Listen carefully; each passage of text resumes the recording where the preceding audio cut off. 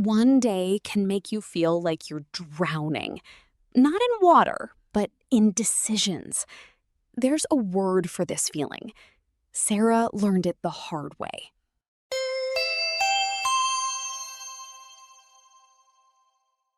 Sarah had exactly 1 day.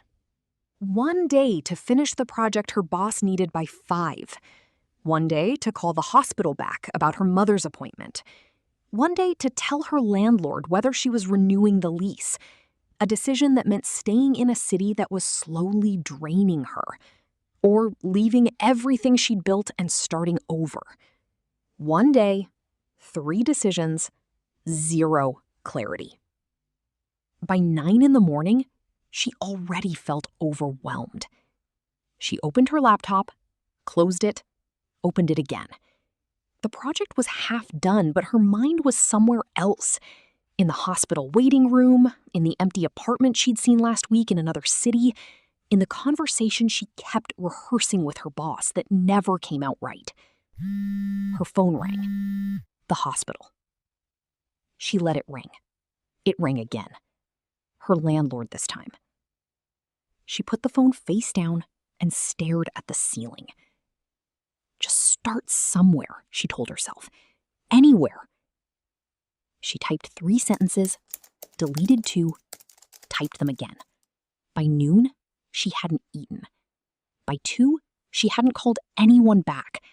By 4, she had 15 minutes left and half a project and a feeling so heavy she couldn't name it, except that it sat on her chest like a stone and made every small task feel like climbing something with no top. She was overwhelmed, not by one thing, but by all of them at once, each one pulling her in a different direction until she felt like she was standing completely still. At 4:53, she sent the project. It wasn't her best work. She knew that. She sat for a moment in the blue light of her screen, the apartment quiet around her, the kind of quiet that doesn't feel restful. Then she picked up the phone. She called the hospital, rescheduled, hung up, stared at the wall for a minute before dialing her landlord, asked for 2 more days on the lease. Not a decision, just more time. And even that felt like something. Hung up again. Then she sat on the floor. Not the chair, the floor. And just breathed. Her phone buzzed. Her friend Lila. Dinner tonight? Sarah stared at the message for a long time. She thought about typing, "I'm fine." She almost did. Her fingers even moved toward the F. But something stopped her. The stone still sitting on her chest, the floor under her instead of the chair, the way the day had felt like swimming through something thick. Then she typed back, "I can't. I'm overwhelmed. But can we talk tomorrow?" It was the first time she'd ever used that word out loud. Not, "I'm fine," or just a bit busy, but the real word, the honest one. Lila replied in seconds.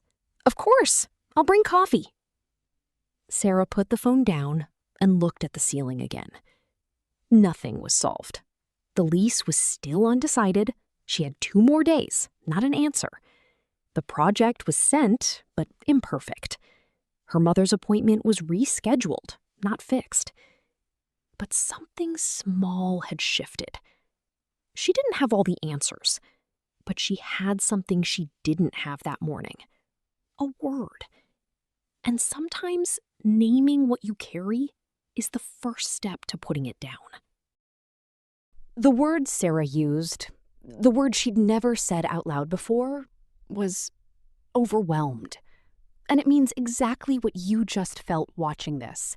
When everything hits you at once and your mind doesn't know where to start, that's overwhelmed. Have you ever felt this way but didn't have the word for it?